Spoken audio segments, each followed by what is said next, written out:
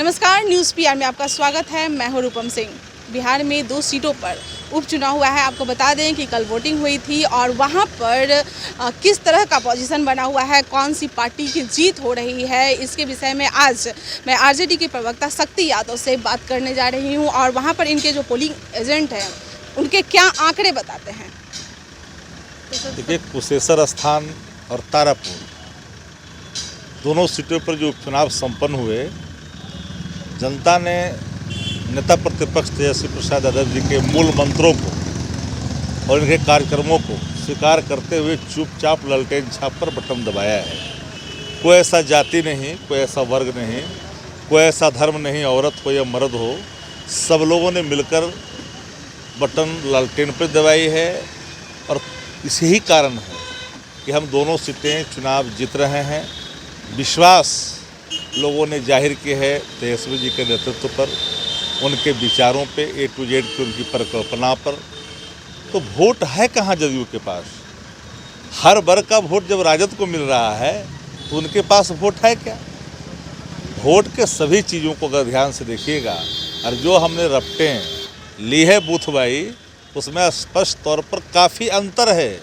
जदयू बहुत पीछे है, तिकड़म हुए हैं, शराब की दरिया बही है, पैसे का पूरी बहाव की है, मंत्रियों की जमघट लगी थी, इलेक्शन जो मॉडल ऑफ कोड कंडक्ट था उसका वायलेट करते हुए लोगों ने पूरी तौर पर सत्ता का दुरुपयोग किया है, धन का दुरुपयोग किया है। लेकिन धन तंत्र पर जनतंत्र हावी है और दोनों सीटें हम पूरी कंफर्टेबली हम चुनाव जीत रहे हैं। किसी को मन में संशय नहीं होनी चाहिए। जो लोग बौखलाहट में हैं, क्योंकि स्वाभाविक तौर पर वो सीटें उनके खाते में थी, उनके नकारापन के चलते वो 2 सीटें जो माननीय सम्मानित विधायक थे वो काल के गाल में समाये। तो यह भी गुस्सा लोगों में था कि जो अपने विधायकों की रक्षा नहीं कर सकते हैं वो क्षेत्र की रक्षा और बिहार की रक्षा क्या करेंगे।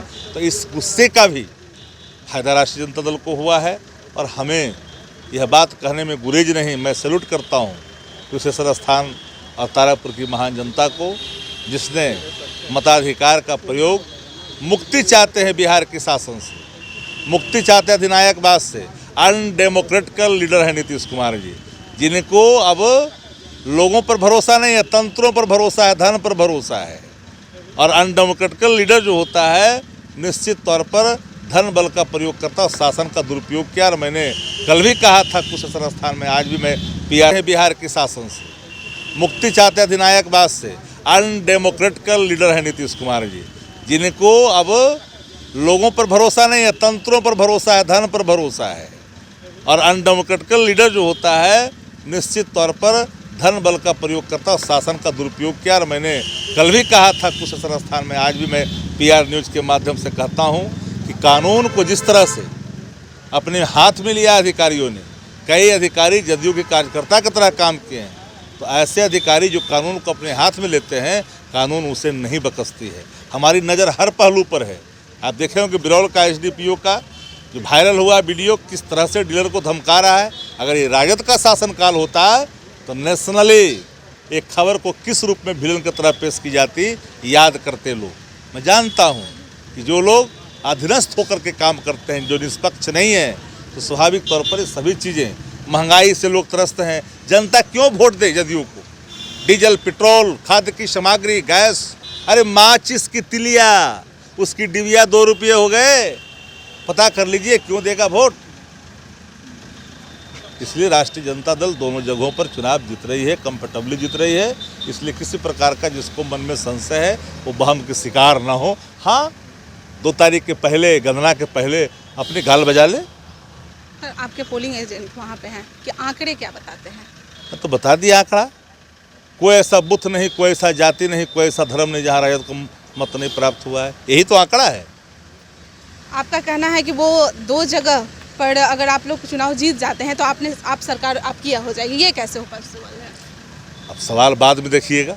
हर सवालों का उत्तर बाद में मिलते हैं ना, पहले सवाल तो आने दीजिए। लेकिन पहले तो आप लोग कहते हैं ना कि वो 2 जगह चुनाव अगर हम जीत जाएंगे तो हमारी सरकार आ जाएगी। तो जो पहले कह रहे हैं तो उसके वही बात तो कह रहे हैं। जब जीत के परिणाम सामने आएंगे, जो हम लोग स्वस्थ हैं, उसके बाद देखिएगा।